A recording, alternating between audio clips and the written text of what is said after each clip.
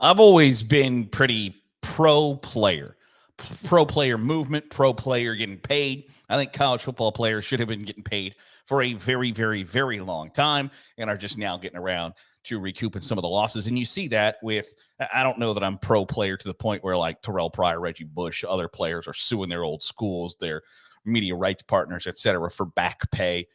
Rules are different and rules are allowed to change. And sorry that happened to you, but you're just going to have to take the L on that one. But I think it's important to be pro player. I think it's important for players to have movement, for the sport to be transactional, for college football to be transactional. I do not have a problem with. And I've been a pretty on the record complainer about those who complain that, well, college football ain't what it used to be and I don't like it anymore. Especially from coaches, like the idea that like the players have all of the leverage now and they can't handle that bothers me. But being pro player has a limit. And I think we are about to reach that.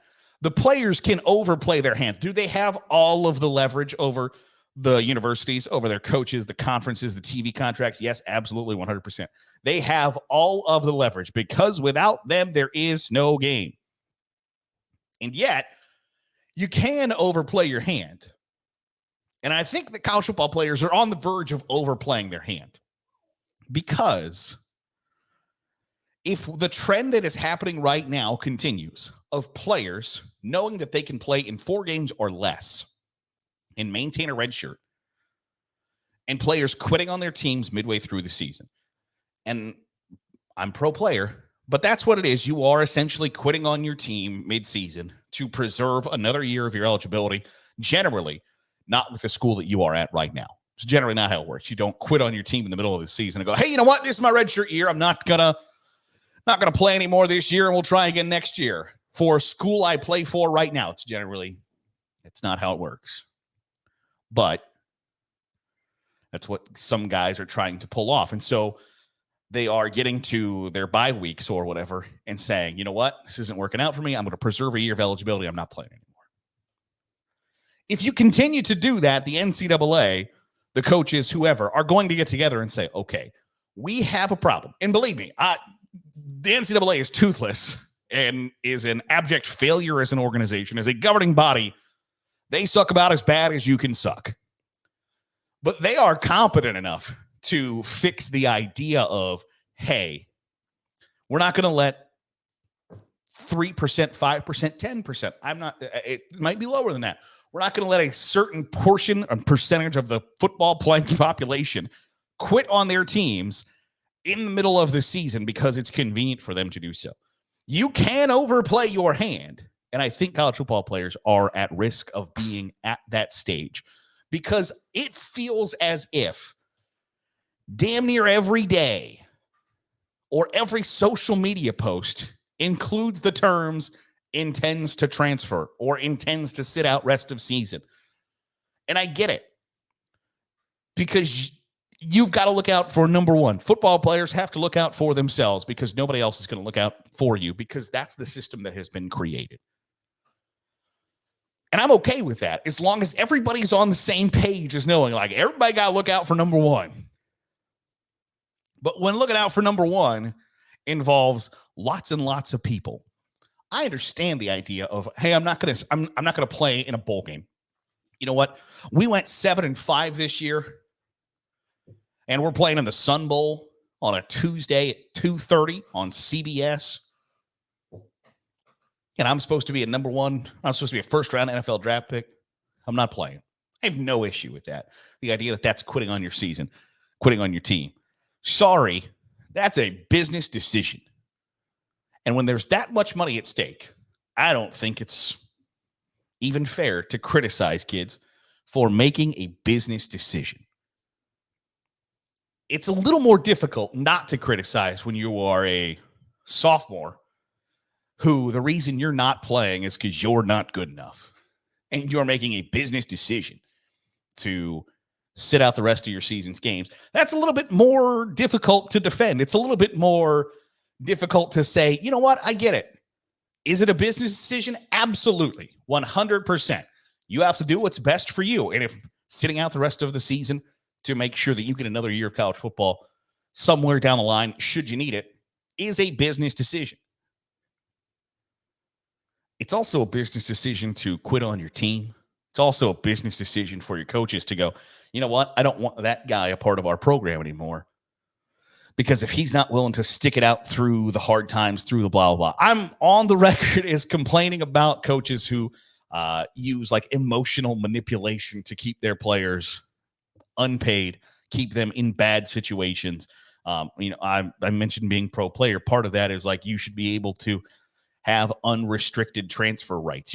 A coach shouldn't be able to say, well, you can't go anywhere in our conference or anybody that's on our schedule. Well, if you want me that bad, keep me. But that's neither here nor there. When you are at a point where player after player, team after team, basically every team in America or every Power 4 team in America is dealing with this particular situation. And when it gets to be so prevalent, so rampant that everybody is dealing with it, and I don't know if there's a positive. I don't know if there is outside of, maybe somebody got hurt in week 3 and never got to their 4th game of the season or whatever. And hey, you know what? We don't even have to worry about a medical red shirt. We don't have to go through all that process. We just say, hey, you got a red shirt. Outside of like that situation, I don't know that there's a real huge positive to the rule as it sits right now. And when there aren't very many positives and players are exploiting the situation, do you know what's likely to happen? Is that loophole, and it's not even a loophole, it's just this is what the rule is, and we're going to exploit it. The rule gets changed.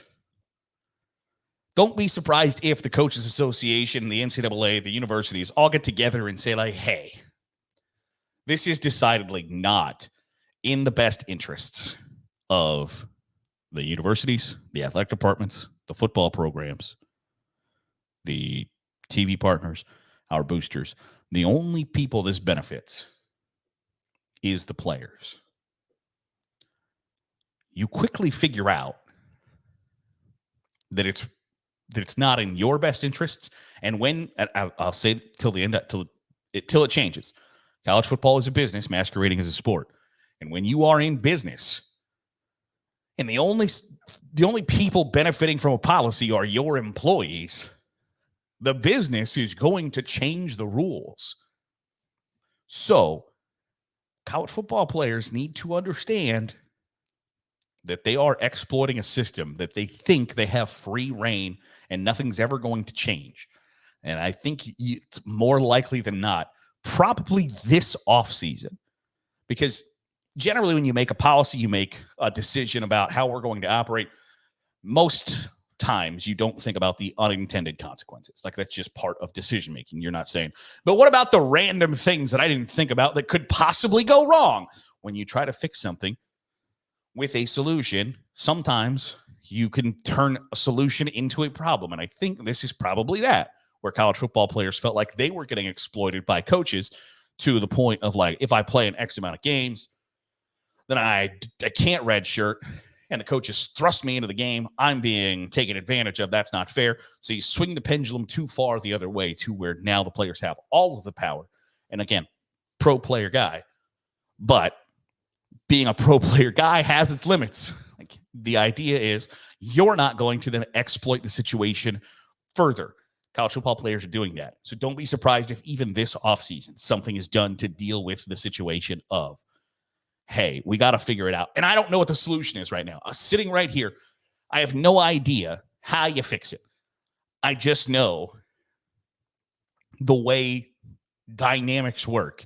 And when I'm the boss, when I've got all of the money, when I'm putting the product together for you, and my employees are the only one to benefit, business folks generally don't look at that favorably. And so when you have the power, when you have the leverage, you have to be wary of over leveraging yourself, playing your cards wrong. And I think college football players are doing that. And I think they're going to come back and be like, you know what? We got that one wrong. Might have screwed that one up just a little bit, because I don't think it's going to go in their favor in the future. That'll do it for today's episode of the Daily Huddle. Appreciate you making us a part of your day, however it is, wherever it is you're doing so. If you're watching on YouTube, hit the subscribe button. Make sure you're getting all the great college football content we are pumping out. If you're watching or listening on the podcast feed, I should say, give us a 5-star review. It goes a long way in helping out the channel. I'll see you tomorrow for another episode of the Daily Huddle.